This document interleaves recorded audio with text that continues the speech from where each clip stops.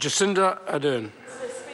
Last month marked 7 years of this government, and I say with no irony, 7 long years. Because, Mr. Speaker, if you asked any member of the public what it is that this government has achieved, as I have done in recent times, and you will be met with a certain degree of silence before they might come up with something like, well, they're trying to change the flag. Mr. Speaker, what if you reflect then on their achievements around the area that they campaigned on most clearly? And if you were to try and pick out something that they tried to campaign on, it was just simply this mantra of the economy. No particular goals around the economy, just the economy. Well, look, if they want to put that up as their measure of success, I am happy to use it. Because if we look closely at what they have achieved in that regard, we've got markers like the fact that the debt under this government has increased by $60 billion. I'll say that again. Debt under this government has increased by $60 billion. And I'll tell you, if you want to hear Tim McIndoe about Labor, net crown debt down to zero.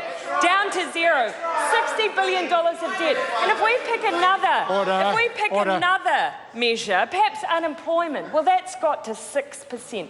And it's potentially going to hit 7% by the end of this year. A third measure, because I want to be fair to this government, let's pick a third. Exports. Exports as a percentage of GDP are at their lowest point since 1997. Since 1997. And it's probably not a coincidence that 1997 was the last time we handed the keys, as Mr. Robertson says, to Bill English to manage the economy. So, Mr. Speaker, if on any measure that the government set out for itself, we have seen absolute failure from this government in terms of leadership on the economy. And I would add a fourth measure. Child poverty, because under this government, a Labor government, you'll see every single budget a report on child poverty, because what is GDP, trade and debt levels if we're not factoring in the impact that all of government policy is having on children? 305,000 children living in poverty under this government, up from 260,000 children.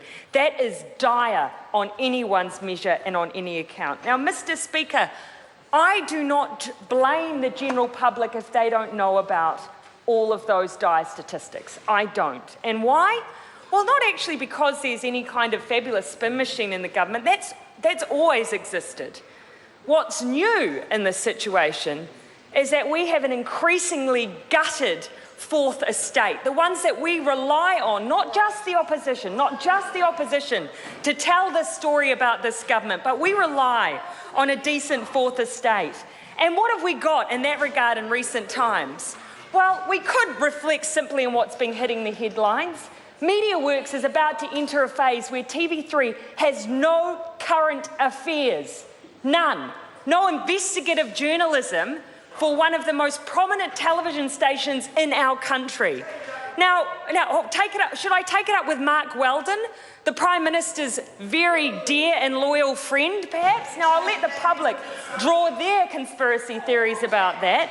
But putting that aside, the Minister of Arts, Culture and Heritage doesn't seem to think that this is a problem.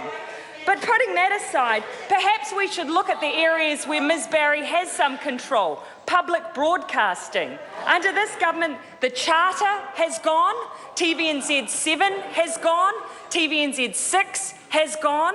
RNZ and NZ On Air are in dire straits in terms of the static funding that they have received. In fact, public broadcasting is at the lowest level of any modern budget in this country. And compared internationally, we spend some of the smallest amounts amongst any comparable democracy on public broadcasting.